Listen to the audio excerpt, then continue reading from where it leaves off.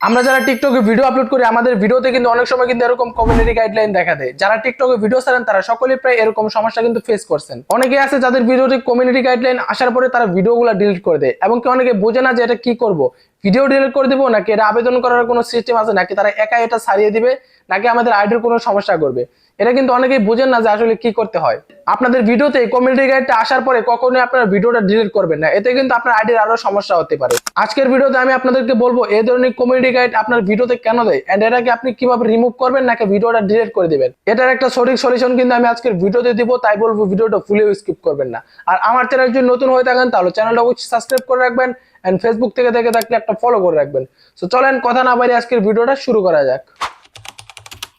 প্রথমে আমরা টিকটকে চলে যাব এন্ড আমি আপনাদেরকে লাইভ প্রুফ দেখাবো একদম কিভাবে কমিউনিটি গাইডলাইনটা আমরা উঠিয়ে নিব। সো তার জন্য কি করব, আমাদের যে ভিডিওতে কমিউনিটি গাইডলাইনটা আসছে সেটাতে আমরা একটা ক্লিক করব। এখান থেকে দেখতে পাবেন যে আমাদের কমিউনিটি গাইডলাইন দেখাচ্ছে ভিউ ডিটেলস। আমরা জাস্ট এই লাল লেখার উপরে একটা ক্লিক করব। এখানে ক্লিক করা হয়ে গেলে আমাদের এরকম একটা ইন্টারফেস নিয়ে আসবে। এখানে দেখতে পারবো যে 80 দিনের ভিতরে একটা অ্যাপ্লাই করতে বলছে, সরি এখানে ভিডিও রিমুভ করতে বলছে। যেহেতু আমরা ভিডিও রিমুভ করবো না তার জন্য এখান থেকে নেক্সটে ক্লিক করব, তারপর এখান থেকে আবার নেক্সটে ক্লিক করব। অ্যান্ড এখানে আপনি দেখতে পারবেন যে এখানে অ্যাপ্লাইয়ের মতো অপশন রয়েছে আর এখানে কমিউনিটি গাইডলাইনের কিছু শর্ত রয়েছে যেগুলো আপনারা এখানে দেখতে পারবেন অ্যাভেলেবল। এখান থেকে আপনার কমিউনিটি গাইডলাইনগুলো ভঙ্গ করবেন না, যেই কারণে কিন্তু আপনাদেরকে কিন্তু এই কমিউনিটি গাইডলাইনটা দিয়ে থাকে।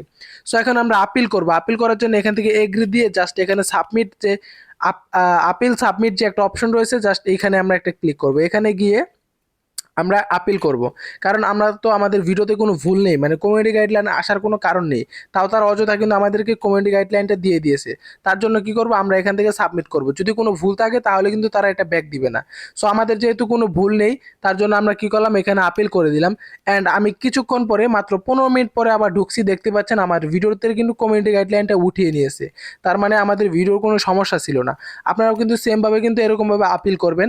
আপনাদের ভিডিওতে যদি কোনো সমস্যা না থাকে তাহলে কিন্তু সাথে সাথে কিন্তু আপনার ভিডিওতে কমিউনিটি গাইডলাইন উঠিয়ে দেওয়া হবে। অবশ্যই আপনারা কমিউনিটি গাইডলাইনের দিকে লক্ষ্য রাখবেন যে কি কি করলে আপনাদেরকে কমিউনিটি গাইডলাইন দেওয়া হয়। আপিল করার আরো অনেক নিয়ম রয়েছে, আর এটা হচ্ছে আমার যেহেতু কোনো ভিডিওতে কোনো সমস্যা নেই যার কারণে কিন্তু আমাদেরকে মাত্র 15 মিনিটের ভিতরে দিয়ে দেওয়া হলো। অনেকের কিন্তু 24 ঘন্টা লাগে বা 3 দিন লাগে, আবার অনেকের আরো বেশিও লাগে, আবার অনেকের কিন্তু কখনো এটাকে ছাড়িয়ে দেয় না। যাদেরকে এটা কখনোই ছাড়িয়ে দিবে না তারা ভাববেন যে আমার ভিডিওতে অনেক বড় সমস্যা রয়েছে, যেগুলো কিন্তু কমিউনিটি গাইডলাইনের ভিতরে রয়েছে, সেগুলো একটু পড়ে নেবেন। আর যদি না পারেন আপনি কি করবেন, চ্যাট জিপিটি থেকে সেটাকে জিজ্ঞেস করে নেবেন। সো এই ধরনের কাজ আপনি কখনোই করবেন না। যদি সামান্য কিছু ভুল থাকে বা ভুল না থাকে তাহলে যদি কমিউনিটি গাইডলাইন দেয় তখন কিন্তু আপনি আপিল করলে কিন্তু আপনার কমিউনিটি গাইডলাইনটা কিন্তু ছাড়িয়ে দেওয়া হবে। সো এতক্ষণ আমি যা বললাম আশা করি আপনারা ক্লিয়ারভাবে বুঝতে পারছেন। সো আজকের ভিডিওটা এই পর্যন্তই, দেখা হবে পরবর্তী কোনো ভিডিওতে। সে পর্যন্ত ভালো থাকবেন, সুস্থ থাকবেন, আল্লাহ হাফিজ।